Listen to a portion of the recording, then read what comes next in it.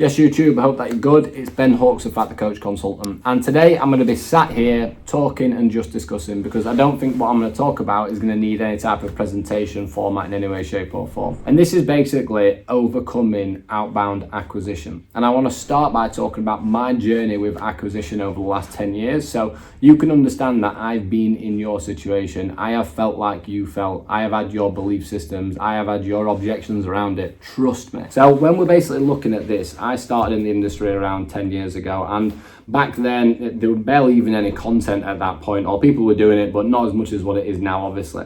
Coming up to 25, as I started to transition into mentoring, I started creating a lot more awareness associated and skills and knowledge and investments into acquisition systems and sales and everything else onto that side. But still, even at that point at 25, I was still really resistant to actually looking at outbound systems and outbound messaging and outbound anything, because I'd basically built my career based on referrals and results as an online coach, and I did the same as a mentor. So I basically scaled up to about 70 one-to-one mentoring clients without doing any of that stuff in any way, shape or form. As I started coming up to 27, 28, and you get to a certain point in business, alongside the fact that everybody started to really push outbound acquisition, outbound messaging, outbound email, outbound everything, you really get to a point of starting to question, right, do I need to be starting to invest into this? Do I need to start pushing into this? And what I'm trying to get across now is, if that was 3 years ago, we're now coming up to, I've just turned 30, it's 2025 soon. If you are not looking at inbound and outbound acquisition and outbound messaging, then you are genuinely going to get left behind. And the best way that I could describe this is, imagine that you right now are fishing in a little pond, and you've got your own little pond, and it's great and you're catching a few fish and you're doing well, but if you've got aspirations and visions to obviously scale bigger, then you need to be fishing in bigger ponds. And what you've got to take into account is the fact that fish aren't going to jump from a lake into a pond, or they might do in some wildlife situations. But in reality, if you are only ever using the same bait in the same place, in the same pond, you're going to get the same results.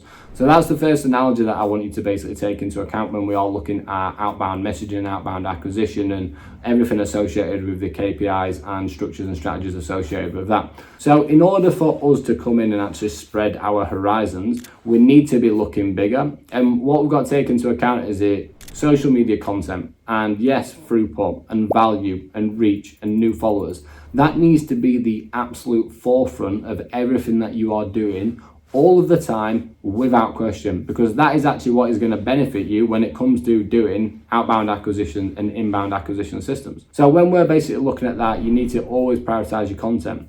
But if you are literally just sat around on a day-to-day basis hoping and praying that at some point someone's going to drop into your DMs or complete an application form, it is not going to happen in this day and age. It genuinely, categorically is not.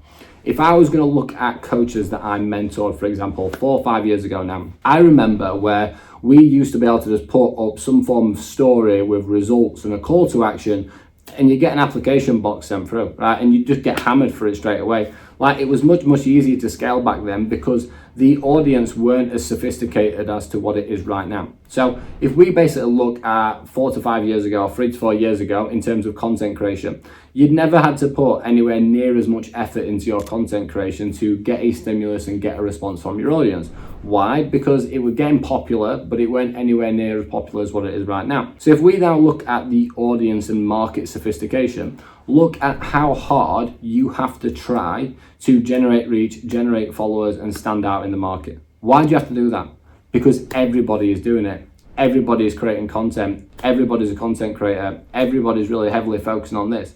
So what this basically does, it gets to a point of thinking, right, you are now having to compete with content, but at the same time, you've got less chance to grow, right? Because in reality, Instagram is going to favor content creators. If you are then on the algorithm, you're going to get pushed. And I'd say that potentially 70 to 80% of people watching this video right now will completely relate to what I'm saying, because your social media platform may have been stuck in the same position for a very long time now, or it's been up and down, up and down, up and down, because that's how the game works. They're going to play into the algorithm, they're going to play into the content creators. So if you are sat around fishing in your same pond with your same rod, with your same bait, trying to get the same fish, and you are not getting anyone new coming into your pond because your content is not performing like you wanted to, and you're not getting reach, not getting followers, that's not a business strategy, guys. It is just genuinely not. Like, If you spend the next 2-3 years sat around thinking, right, I just need to create better content so more people come to me, you are going to get left behind, but most importantly, it's going to take you a lot longer to get to actually where you want in business. So when we're basically looking at inbound and outbound acquisition, you've obviously got your Instagram DMs, you've got Facebook, you've got LinkedIn,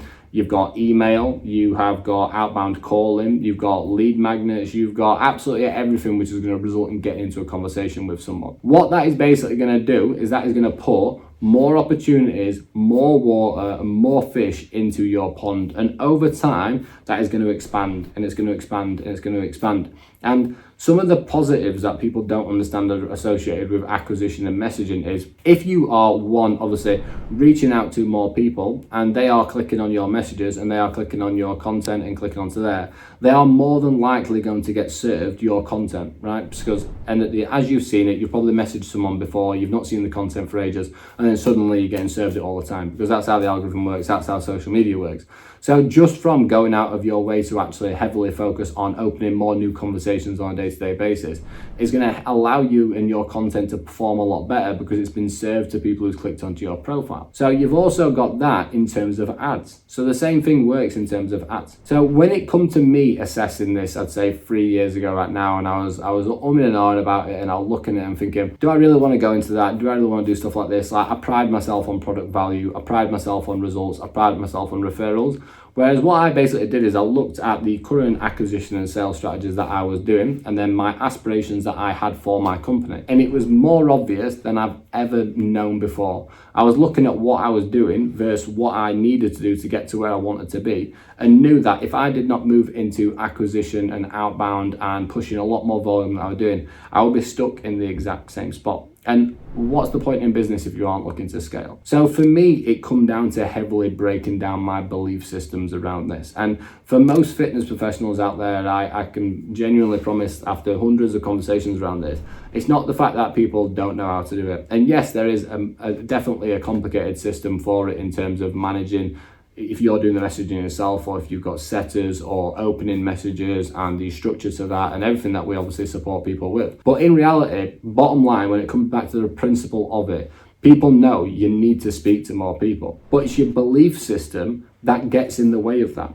And it's your belief system that stops you from doing it. And it's your belief system that actually stops you from achieving what you want to achieve. And what we've got to do from that point is look at, right, why do I have this perception around messaging people? Why do I feel like this? Why am I holding myself back? Why am I bottlenecking myself? And more often than not, it's going to come back down to the fear of rejection or the fear of being called out. So basically, this is an area that I really struggled with, was like, look, I didn't want to be known for someone who was just looking at as much outbound messaging as possible, and I still don't do that in any way, shape or form. But I also needed to understand that I needed to be in a lot more conversations than what I was around 3 years ago. And that's where I started to develop multiple different systems on LinkedIn, on Facebook, on ads, on everything else onto there. But before I even come back to that point of thinking, right, I need to develop these systems, I need to hire these people, I had to overcome this belief system of the fear of rejection and the fear of being called out. And this is an area that I know so many fitness professionals, and I hope that you're watching this right now and it resonates with you and understand it, and you get to a point where you start to change your belief systems. The starting point is fear of rejection. What is rejection? In reality, guys, if you weigh up the fear of rejection versus the cost of no action and the fear of missing out, what would you rather have?